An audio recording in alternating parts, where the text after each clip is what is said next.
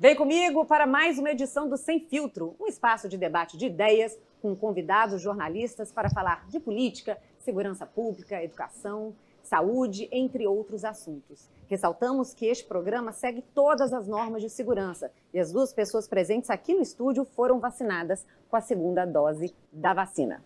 Aqui no estúdio da TV UFMA já estão presentes os nossos convidados de forma online na nossa telinha. E são eles, Aécio Mack, jornalista e radialista da Rádio Timbira, Maria Regina Teles, jornalista da Rádio Assembleia, e Luciano Dias, jornalista do portal Imirante.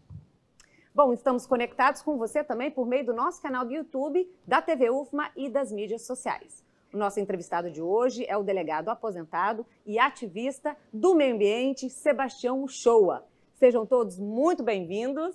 E, primeiramente, a gente vai rodar um vídeo sobre a trajetória do nosso entrevistado. Vamos lá. Sebastião Uchoa é natural de Recife. Casado e pai de 3 filhos, possui o título de cidadão maranhense concedido pela Assembleia Legislativa do Maranhão. É bacharel em Direito pela Universidade Católica de Pernambuco e especialista em docência superior pela Universidade Federal do Maranhão. Em Pernambuco, foi diretor executivo do presídio Professor Aníbal Bruno, com relevantes serviços prestados e reconhecimento na Assembleia Legislativa do Estado de Pernambuco.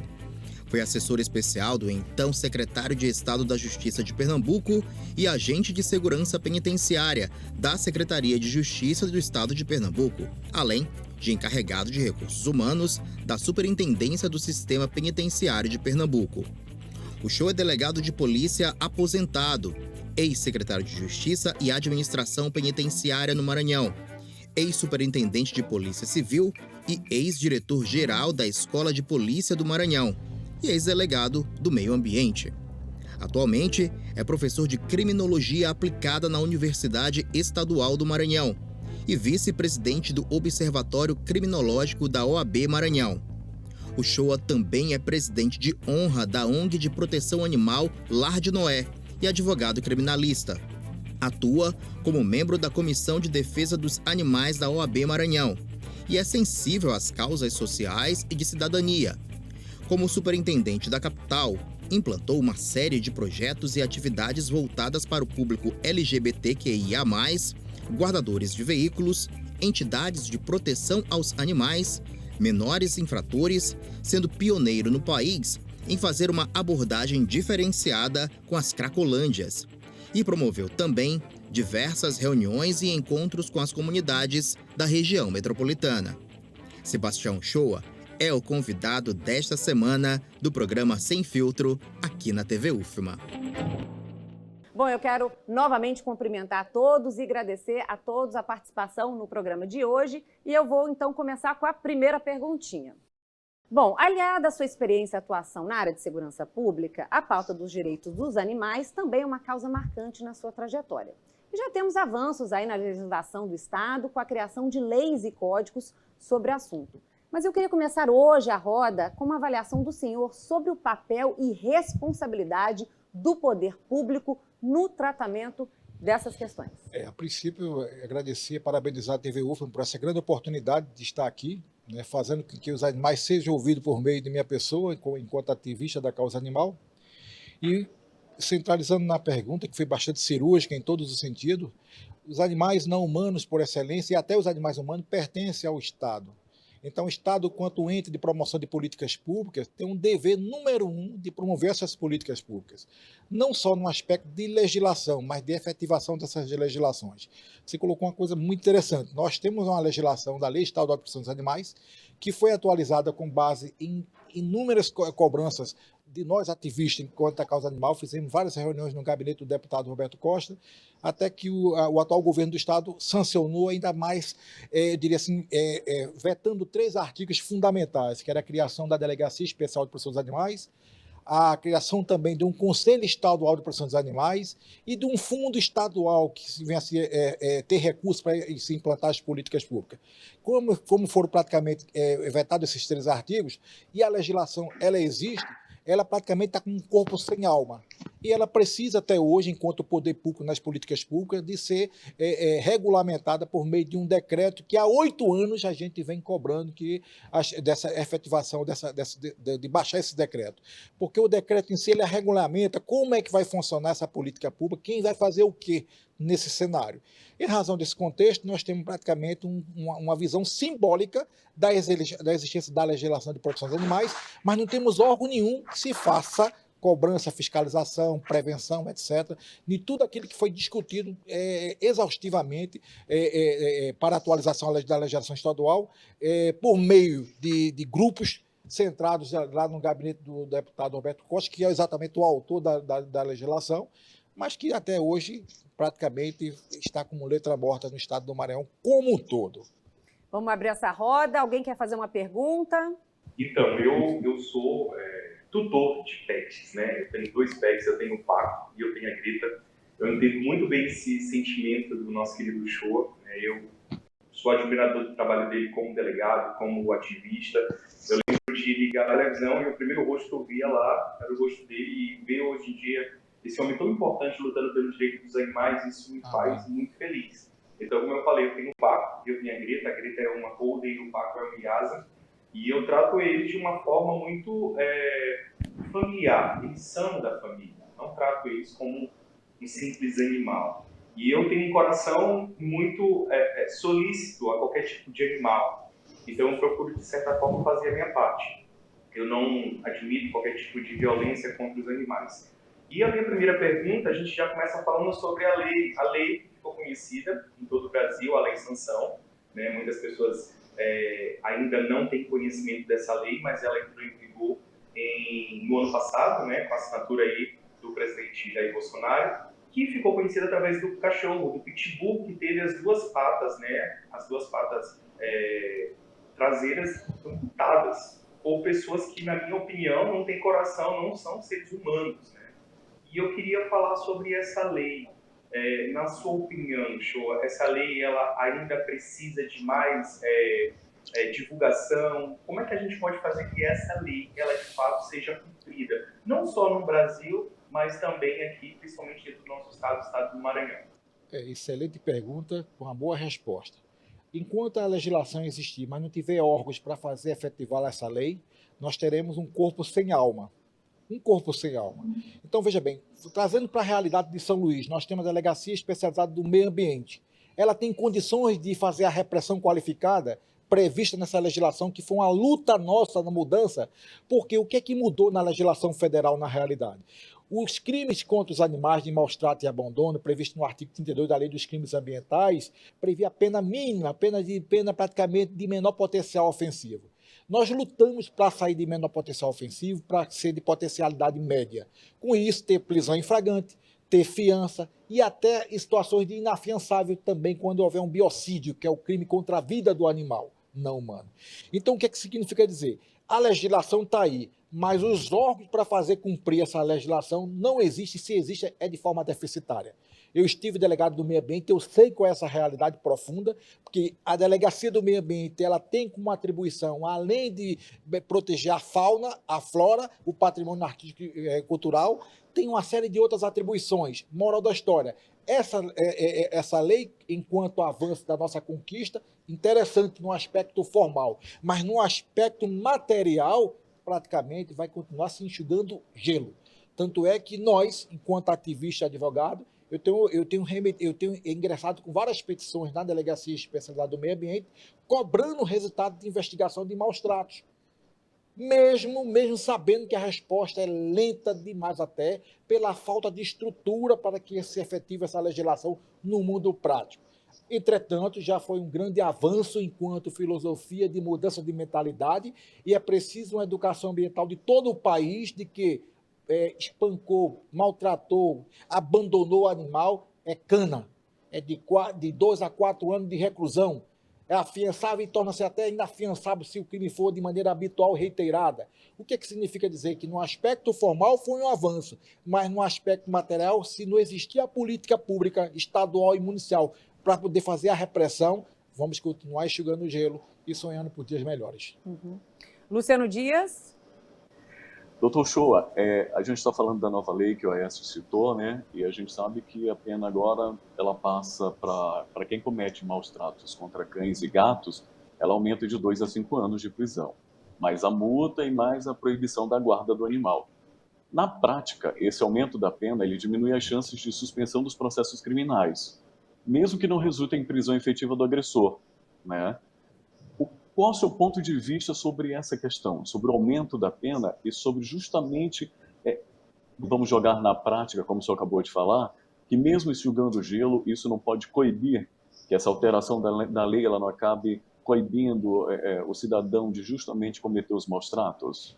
Eu não tenho a menor dúvida. Veja bem o que acontece. Em matéria de ficar no inconsciente coletivo, a existência da legislação, no aumento da pena, na mudança de modalidade de pena, eu não tenho a menor dúvida que cria no imaginário social, isso médio e longo prazo, desde que haja uma difusão muito profunda, reiterada nesse sentido, um receio, um recuo. Agora, é muito lento, porque esse recuo vai ser mais efetivado se houver a repressão imediata e com grande difusão mediática. Se houver prisão em flagrante, a fiança ser alta, porque o delegado pode arbitrar de 1 a 100 salários mínimos. Então, se ele colocar bem alta para o camarada segurar 2, 3, 4 meses de ver o sol sendo quadrado, vai pensar 10, 15 vezes.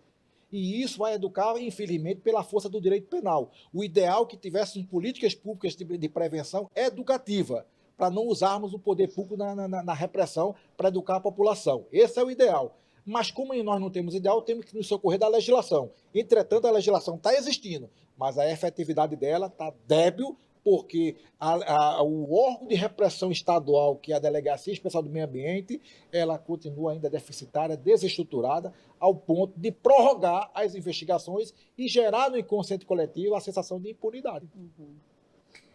Maria Regina Teles. É um prazer estar aqui para falar sobre esse tema, sendo também porta-voz aí dos nossos colegas defensores dos animais, sejam eles independentes ou de ONGs. Perfeito. E mandaram aqui eu perguntar ao senhor, eu acho que todos nós queremos saber também, como é que o cidadão comum ele pode atuar de uma maneira mais efetiva para que ele alcance realmente resultados quando ele, por exemplo, encontrar casos de maus tratos? Olha, uma pergunta fantástica, né, que assim ele proporcionou, porque, veja bem, o Código de Processo Penal tem um dispositivo que pouca população sabe disso. Diz assim, a qualquer do povo pode, as autoridades e seus agentes devem, com um poder categórico devem. Então, qualquer do povo pode reprimir a violência contra os animais se tiver em flagrante delito. E o que é preciso? A população se organizar para fazer essa repressão pontual e chamar pelo 190 a força pública para fazer a contenção e levar para a delegacia para ser formalizado a autuação em flagrante. Então, qualquer do povo pode, em estado de flagrância. No caso dos crimes ambientais, contra os animais especialmente, se tiver alguma situação de flagrante, não pense nem 2 vezes, 2, 3, 4, 5 pessoas e arromba aquele portão e vai tirar aquele animal daquela penúria. Isso a legislação permite. E as provas? Isso é o exercício da cidadania. Hoje nós temos uma grande prova de coleta, temos os aparelhos celulares para, em tempo real, mostrar a boa-fé que aquela situação é um estado de flagrância. E aquele animal que não tinha voz, daquele que está sentindo a voz fora, fez a repressão imediata da contenção. Eu tenho certeza que quando a população conscientizar desse valor que ela tem, com o poder de cidadania ativa dela, as coisas começarão a mudar.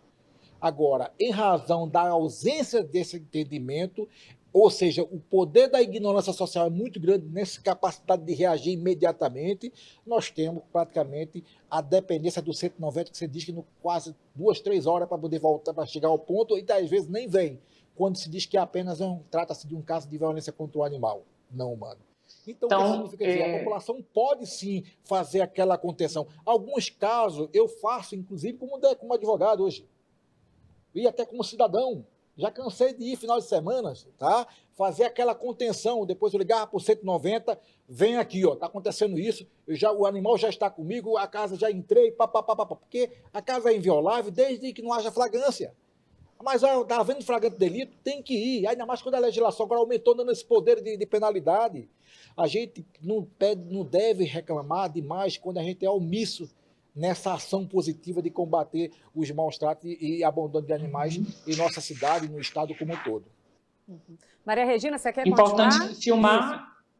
Era só para Filmar, complementar, fotografar, né? buscar provas. Fotografar É aquilo que eu digo, exatamente, Maria Regina. É aquilo que eu digo. Você teve a prova mínima para fazer a defesa da atuação, você está no exercício regular do seu direito quanto cidadão. Na defesa de um direito tutelado pela legislação, que é a dignidade do animal que está sendo aviltada por violência ou maus tratos por parte de seu tutor. 190 é o número que...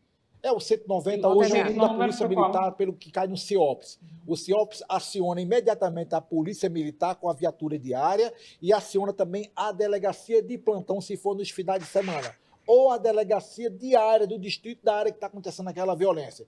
Quando o caso específico é em São Luís, geralmente durante a semana, eles acionam automaticamente a viatura diária e a delegacia especializada do meio ambiente. Que se você ligar para lá agora, não tem agente, não tem ninguém. Porque não tem efetivo. Se tem apenas um agente, só que como é que ele vai fazer tudo? Um escrivão, uma delegada, não tem condições. Então, infelizmente, é aquilo que eu falo lá para o Luciano. A legislação existe, mas a repressão está ainda existindo pior, e aí fica como se fosse um corpo sem alma. Vamos falar sobre esse assunto e outras coisas. A gente vai para um rápido intervalo. No próximo bloco tem mais debate aqui no Sem Filtro. A gente volta já já. Estamos de volta com o Sem Filtro e o nosso entrevistado é o delegado aposentado e ativista ambiental Sebastião Uchoa. Destaco aqui a participação deste time de jornalistas convidados para esse debate Sem Filtro aqui na TV UFMA. E não esqueça de conferir nosso programa no nosso canal do YouTube e nas mídias sociais pelo link que aparece aí na sua telinha. Bom, eu ainda quero puxar um pouquinho a respeito da legislação. O senhor apoiou o prefeito Eduardo Braide. Como é que tem sido o papel do município no tratamento dessas questões, por exemplo, com o fundo municipal, a criação dos conselhos, com esse apoio? Excelente pergunta, eu lhe agradeço profundamente, os animais também agradecem. Esse é um déficit muito grande que a atual gestão do município tem com a causa animal. Já estamos no 8º mês do ano.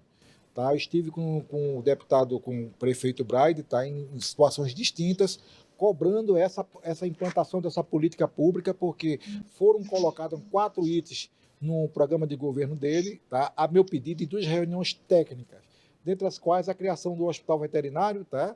A criação também de um órgão de repressão, um órgão de proteção dos animais para fazer a fiscalização e repressão, o Fundo Municipal de Proteção dos Animais e também a questão do Conselho para discutir as políticas públicas de bem-estar animal.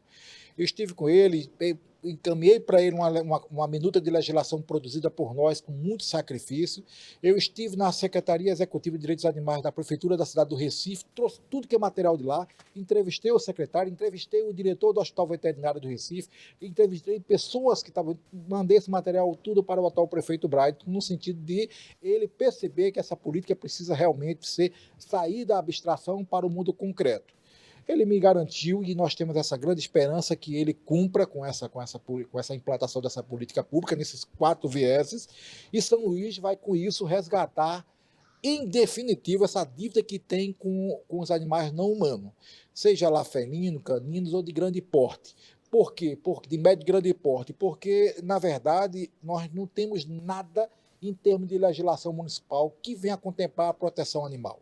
Temos apenas uma legislação da época de Tadeu Palácio com relação a um veículo de tração animal para regulamentar. Pelo amor de Deus, nós temos que extinguir o veículo de tração animal. É uma vergonha o município de São Luís ainda ter jumentos em carroça. Então, a proposta de discutir essa política dentro do Conselho Municipal de Proteção dos Animais, quando ele assim implantar o Conselho, é buscar mecanismo alternativo de atender o carroceiro, num período de 2 anos, hipoteticamente, de habilitação para ele ter subsistento próprio, e os animais serem retirados de circulação e colocar em ambiente para ter uma vida digna até o final de seus tempos. Por que isso? Porque o São Luís faz isso, vai continuar manchando a cidade com violência e maus tratos animais em todos os sentidos, porque não tem política pública de bem-estar animal. Ontem mesmo um vereador de Passo Milhar me ligou: doutor, vem aqui dar uma palestra para os alunos das escolas municipais sobre a violência contra os animais, porque a carência é muito grande, e São Luís tem como puxar isso enquanto política pública que vai contaminar no sentido positivo, Ribamar, Passo e Raposa, no que diz respeito ao bem-estar animal, enquanto política de Estado municipal. Enquanto isso não existir, a gente vai ficar praticamente, olha, 8º mês do ano, então eu particularmente pretendo, inclusive, ir até sexta-feira ao prefeito Braide, no sentido de dar praticamente um ultimato. Prefeito, pelo amor de Deus, agora eu vou ter que colocar o meu ativismo na rua.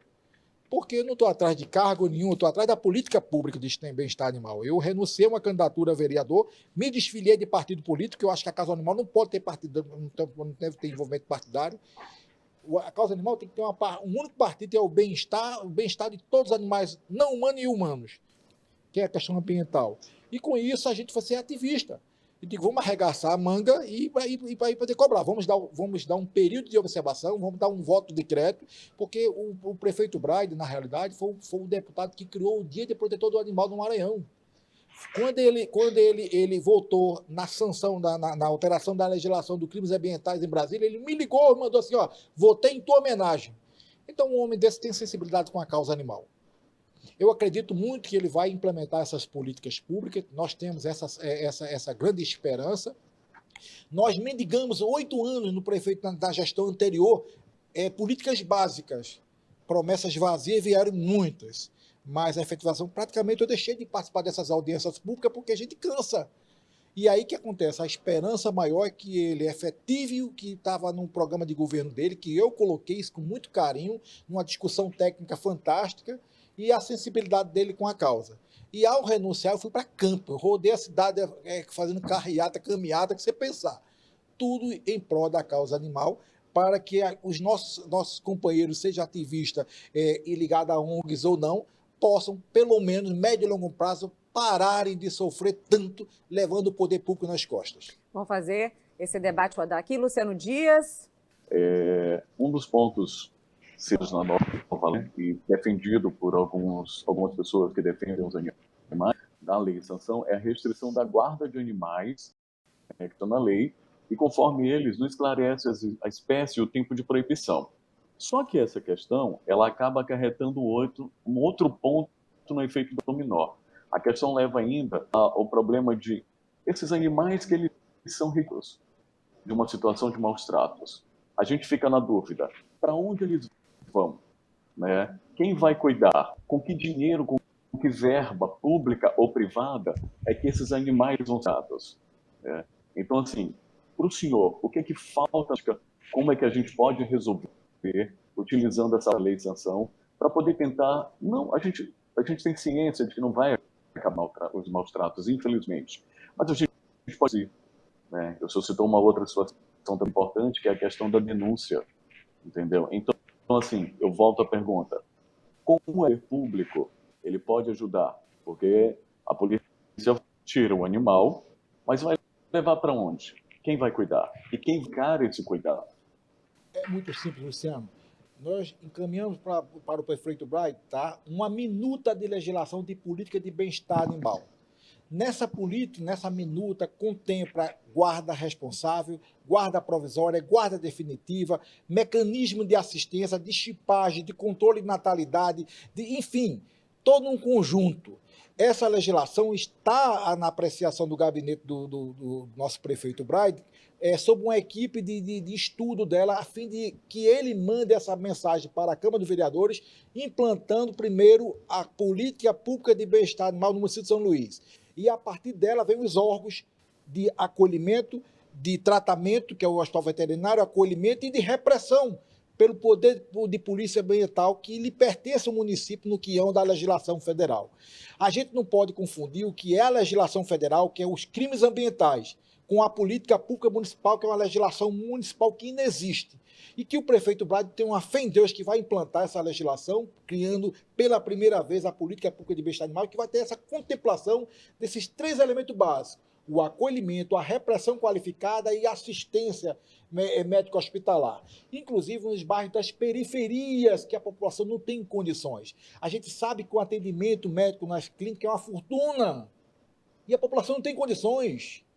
Não tem condições. Então, o Hospital Veterinário do Estado, pelo amor de Deus, por mais que se esforce lá para atender, também não tem condições. Então, é a hora do município fazer a sua parte.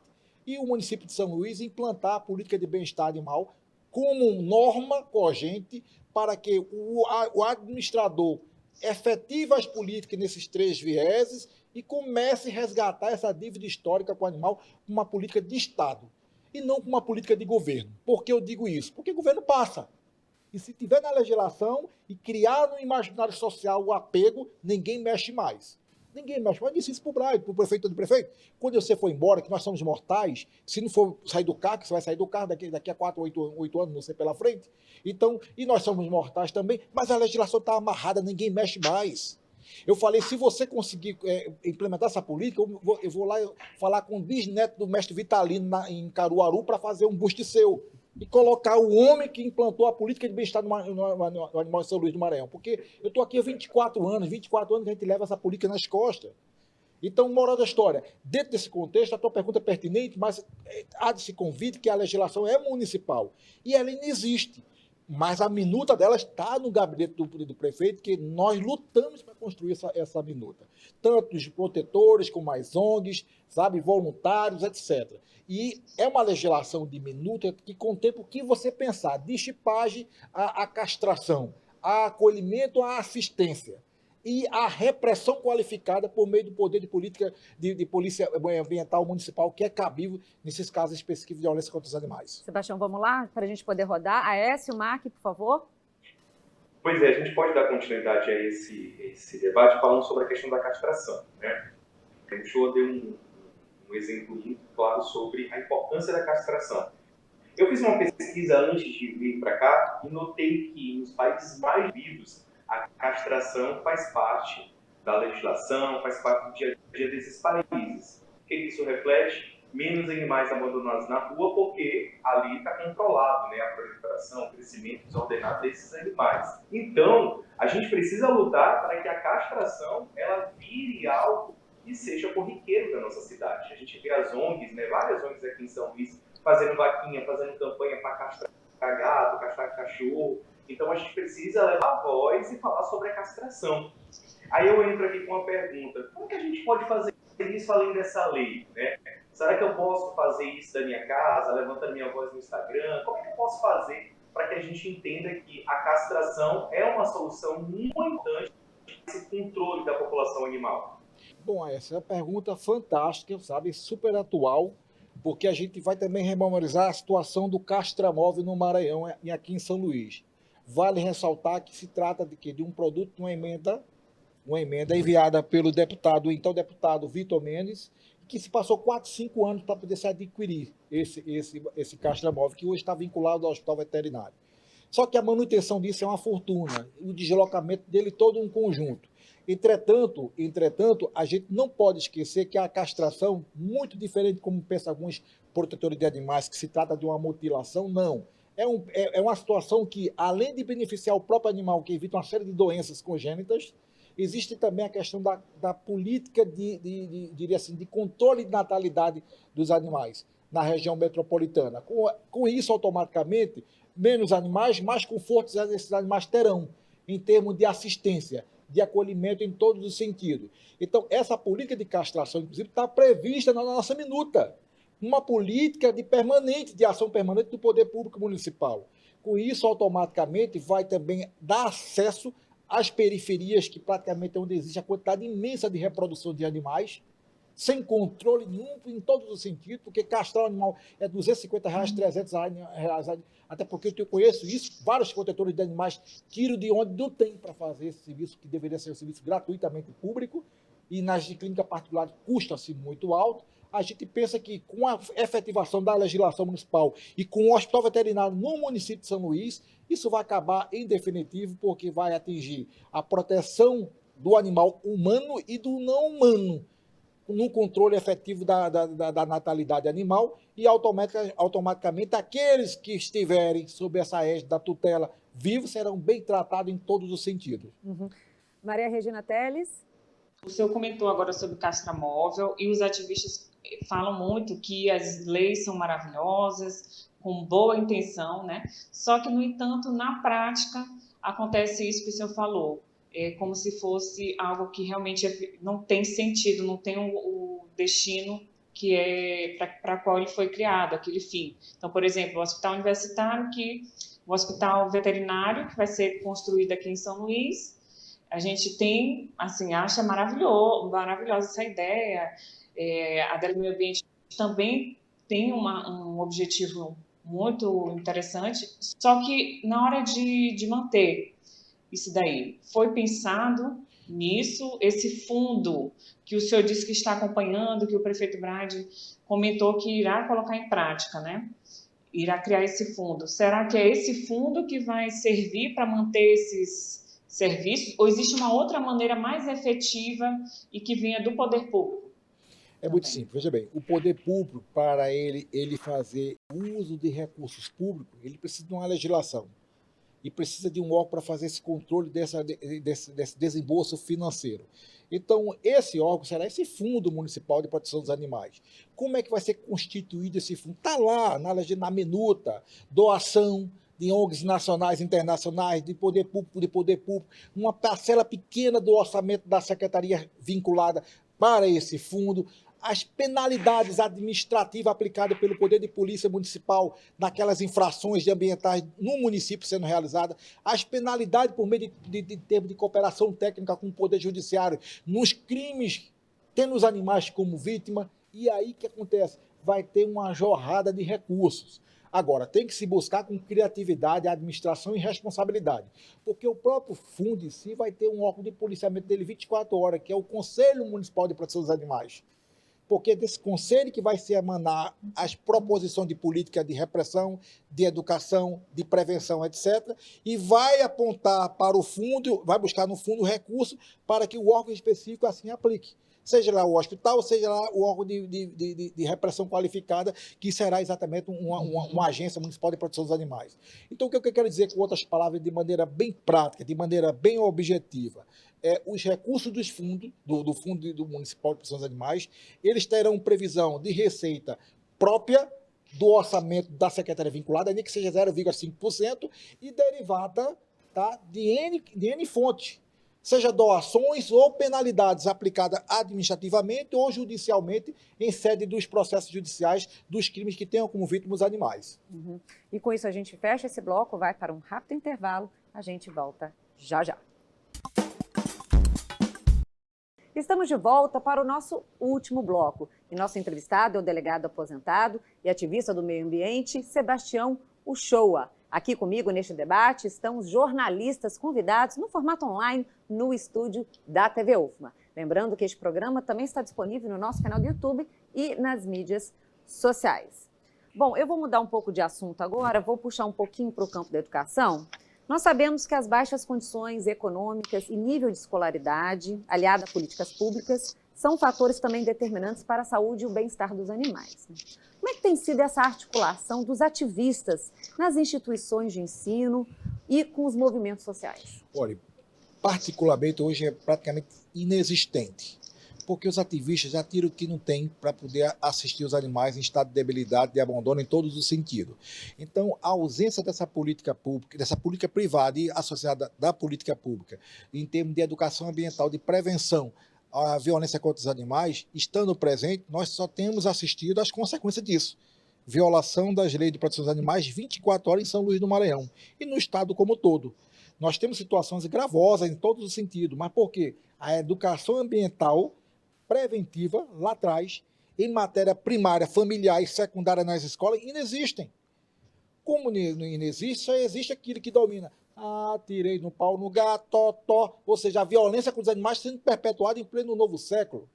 Cadê o holismo? Cadê as mudanças de mentalidade? Cadê as políticas públicas educacionais? Cadê o plano diretor de educação pedagógica dos municípios que venham contemplar uma disciplina de proteção ambiental, que aí vai proteger a fauna e a flora como um ambiente e habitat do animal e a fauna como uma coisa desses animais. A gente tem uma situação, na verdade, pela ignorância, é periférico ou não, um resultado de insensibilidade com relação aos direitos dos animais, previsto na Declaração Universal dos Animais de 1978 ainda. Os animais no inconsciente coletivo, no imaginário social, ainda são vistos como coisas, como objetos. E não são objetos, são seres sensitivos, que precisam ser respeitados. precisam ser acobertados e, ao mesmo tempo, a população precisa ser educada à existência dessa acessibilidade para a proteção dessa vida. Ótimo.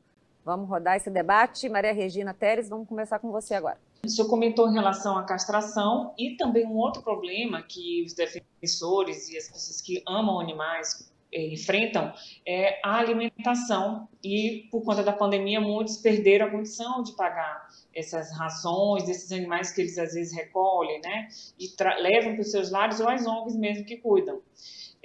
Onde na prática está acontecendo isso de forma ou mais barata ou gratuita para essas pessoas? Não tem condições, na verdade, ou que cuidam voluntariamente. São situações pontuais, porque, por incrível que pareça, quando se fala mexendo no bolso das pessoas, as pessoas, sabe, recuam. Essa é a realidade.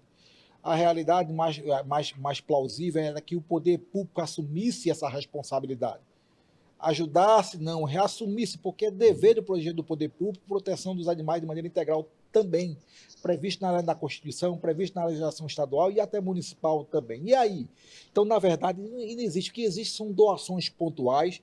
Como eu lhe disse, agora há pouco eu trouxe 25 quilos e entreguei no sítio dos gatos, que eu falei para um colega, preciso de 25 quilos de gato, de ração para gato, que é cara, é R$220, R$240. Falei, vem buscar no quarto, digo, aí agora. De lá, passei lá, entreguei para o Orni está aqui, falei para a protetora Joveras, está aqui, ó. Foi entregue, porque a Joveras é uma ativista que gasta o que não tem, é uma funcionária pública do Poder Judiciário, que é um exemplo de protetora que não faz praticamente, faz pelo amor à causa, não faz pelo amor à mídia em torno da causa, faz no silêncio e gasta o que não tem.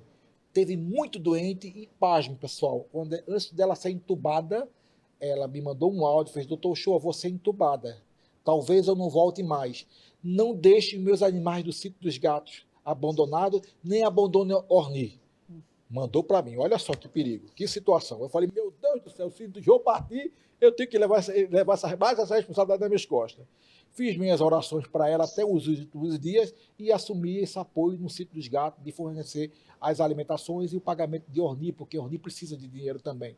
Então, moral da história, são situações pontuais de ajuda aqui e acolá, tá? Porque não existe ainda um elo da população de entender que somos todos irmãos e Deus é nosso Pai. E que tudo aqui está de passagem. Nós precisamos abraçar com os animais não humanos, porque eles também são nossos irmãos, na concepção mais teológica possível, franciscana. E se for mexer em termos de energia, o cosmos é um só. A vida se manifesta em todas as formas. Se entendermos que somos holisticamente humanos, mas pertencendo a um universo de um todo, a gente deixa de ser imbecil, individualista, fragmentado, alienado. E aí é preciso aflorar o amor universal. Só é possível através de uma educação ambiental permanente para despertar o amor universal divino a dormir-se de nós, para que a gente possa libertar os nossos animais humanos, não humanos e humanos desse sofrimento porque passa a todos. Vamos rodar. Quem quer falar agora? Aécio, Luciano, fiquem à vontade. Esse assunto é um assunto que me deixa muito feliz de conversar, porque eu sou uma pessoa que eu, desde pequeno, aprendi a cuidar e valorizar de todos os animais. O passarinho que ficava preso na gaiola, que eu ia lá e soltava, de sempre refletir na letra. Eu atirei Paulo do Gato também, fiquei pensando nisso, e nossa, quanto tempo a gente cantou essa música, né? Do Atirei Paulo. E a gente vai agora para a esfera espiritual, que eu tenho conhecimento sobre o Shoa, sobre o conhecimento, sobre a espiritualidade dele. E a gente sabe que durante a pandemia, tem uma pesquisa que foi realizada aqui no ano de 2020, a gente teve um aumento de abandono de animais. E, na minha opinião, o animal não é descarte.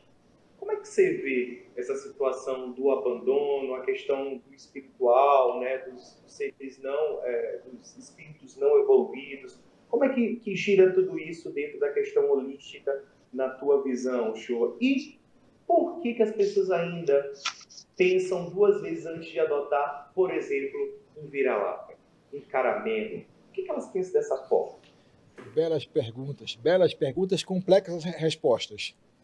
Quando se fala de espiritualidade do animal, a gente vai discutir uma série de fatores, mas é inegável que os animais têm alma.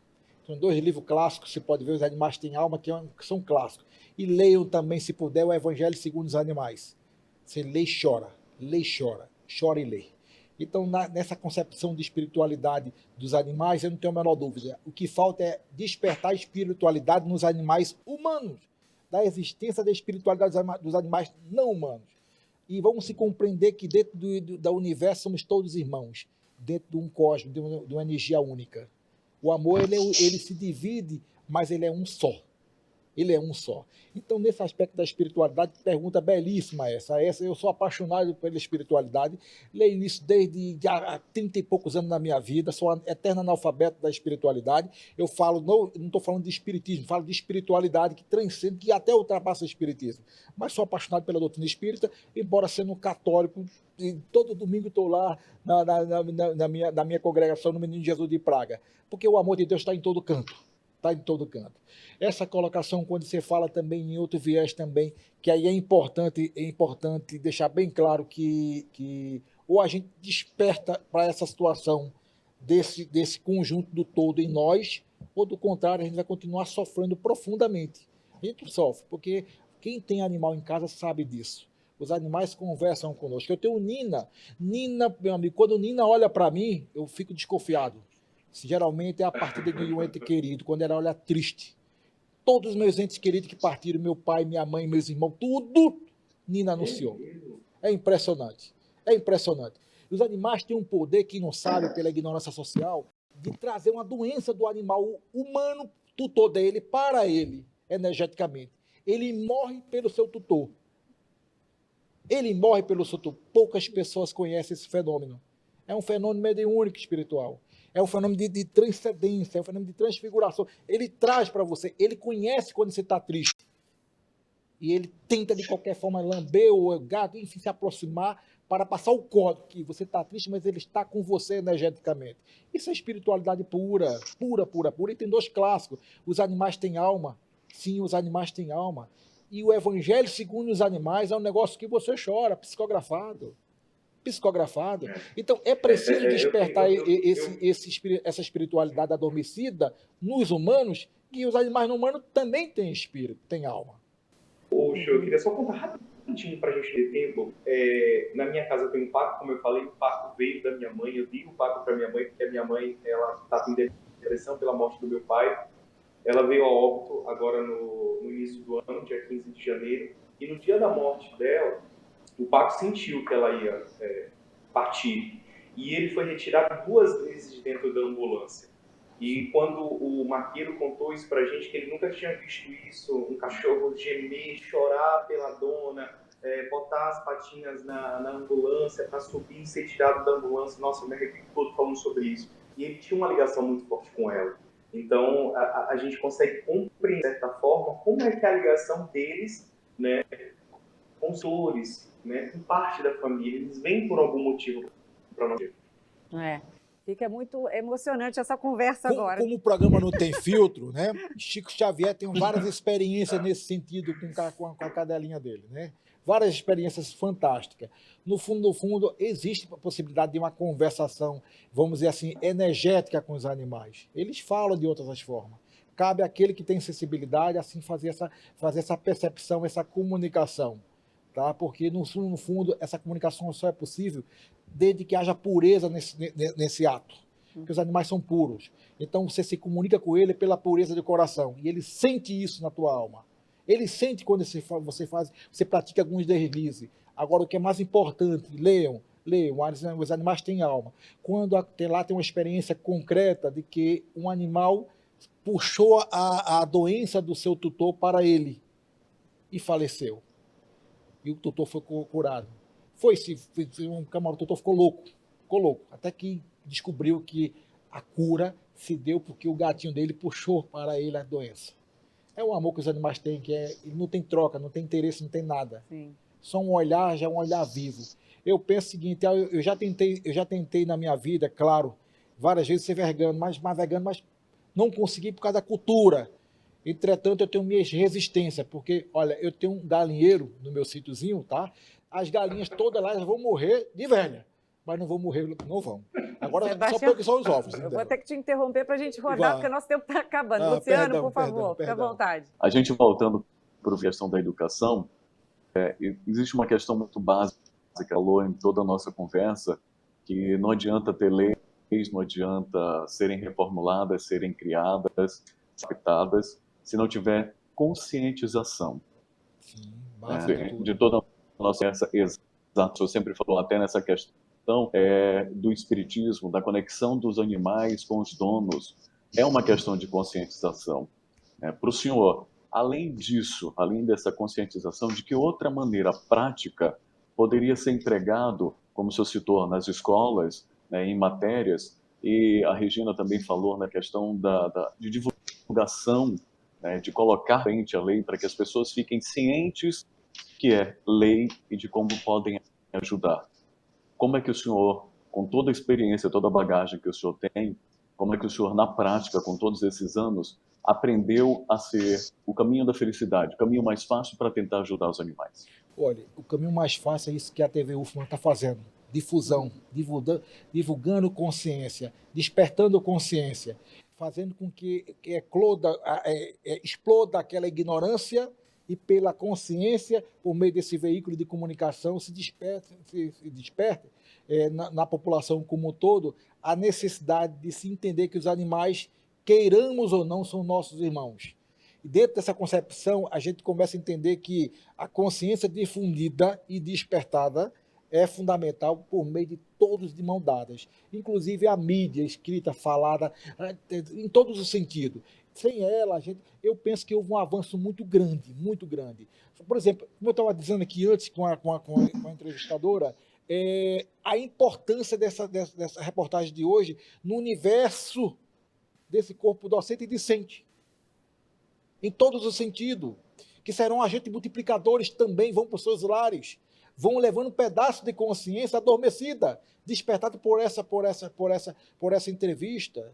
A gente sabe perfeitamente aqui, ninguém está discutindo a parte teológica, de alma, não tem alma, nem espiritismo, nem catolicismo, não é isso.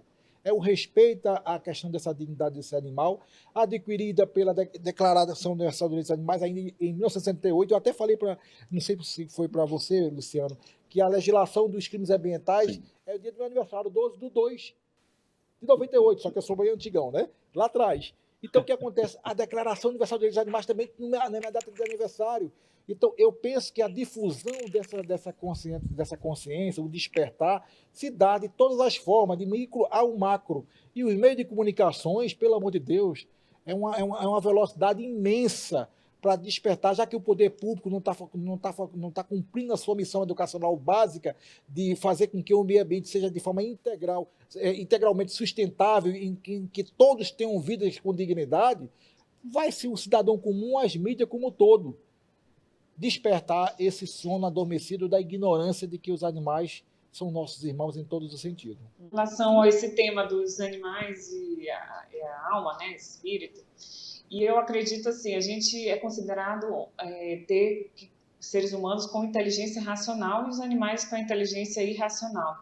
E será que é isso mesmo? Porque os animais, eles usam as necessidades, né, como a base da sua sobrevivência. E o ser humano vai muito além e degrada o meio ambiente, degrada os animais.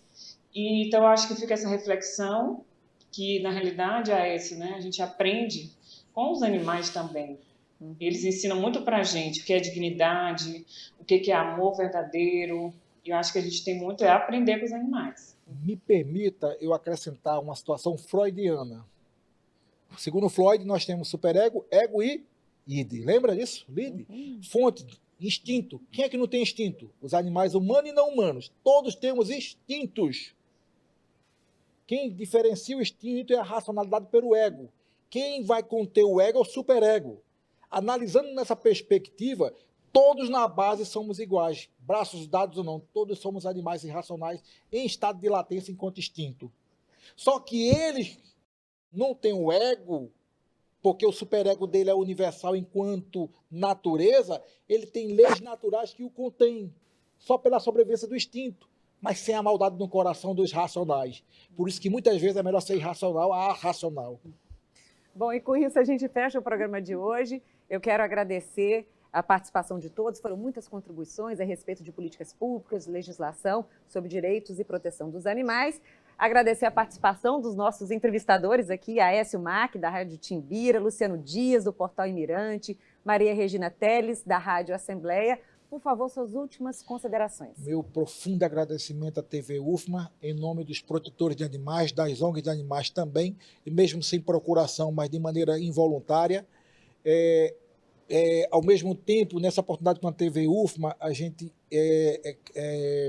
sonha que a Prefeitura de Cidade de São Luís implemente as políticas públicas que nós já vínhamos alinhavados já no programa de governo, para que São Luís resgate essa dívida histórica em todos os sentidos, e nós, protetores e simpatizantes da causa, ONGs ou não, possamos termos lá na frente uma vida melhor, de menos preocupação, porque os animais não humanos já passarão a ser atendido pelos animais humanos em política pública de município e de estado. Muito obrigado, eu que agradeço essa oportunidade, porque quem falou não foi Sebastião Shoa, foram os animais, apenas fui a voz dele nesse contexto. Sim, muito obrigada, então, pela sua participação, a participação dos jornalistas, obrigada mais uma vez, e a nossa edição fica por hoje por aqui. Mais uma vez agradeço pela sua audiência e te espero na próxima semana. Até lá!